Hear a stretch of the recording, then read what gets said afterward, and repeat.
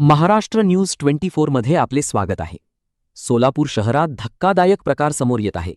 शहराच्या प्रवेशद्वारांवर, विशेषतः कुभारी टोल नाका आणि बार्शी रोड टोल नाका परिसरात बेकायदेशीर टोल वसुलीचा धंदा सर्रास सुरू असल्याचे चित्र दिसत आहे. माहिती अशी की हे टोल नाके अधिकृतपणे बंद असतानाही मालवाहतूक गाड्यांकडून जबरदस्तीने पैसे उकळले जात आहेत. रोज लाखो रुपयांची वसुली होत असल्याचा आरोप वाहन चालकांकडून केला जात आहे. धक्कादायक बाब म्हणजे टोल न दिल्यास चालकांना दमदाटी, शिवीगाळ आणि मारहाण केली जात असल्याच्या तक्रारीही समोर येत आहेत. कायद्याचा धाक कुठे गेला? प्रशासन झोपेत आहे का, की कुणाच्या आशीर्वादाने हा बेकायदेशीर व्यवसाय सुरू आहे? मोठे प्रश्न उपस्थित होतात.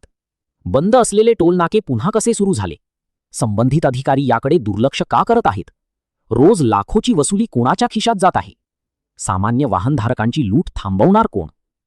नागरिकांचा आरोप आहे की काही अधिकाऱ्यांच्या संगनमताने हा प्रकार सुरू असून मलिदा खाऊन डोळेझाक केली जात आहे. आता वेळ आली आहे ठोस कारवाईची.